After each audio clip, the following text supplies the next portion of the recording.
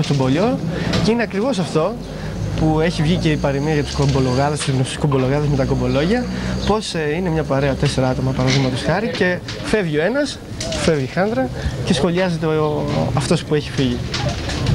Αυτό μου το έχει πει ο Θεός Μουτάκης. Θέλω να τελειώσει η παρέα και μην το τελευταίο. Κοτσομπολιό με τους απέναντι. Λοιπόν, να πάμε να δούμε σχετικό ρεπορτάζ, μπορούμε να το πούμε.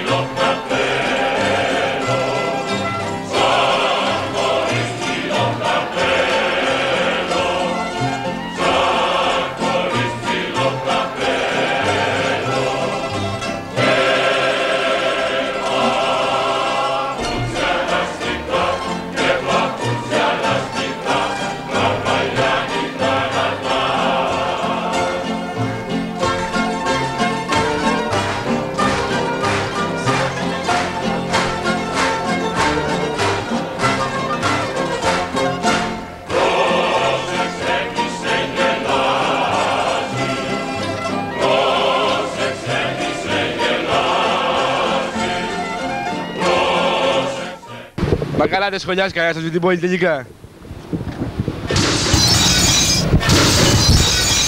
Είδαμε λοιπόν και αυτή την ιστορία με τους γνωστούς κομπολογάδες.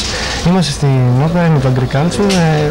Ο ήχος που ακούτε είναι από το που παίζουν εδώ πέρα. Ο κόσμος está μόνο όπερα. Αλήθεια, μπορεί να είναι μεσημέρι, αλλά η όπερα είναι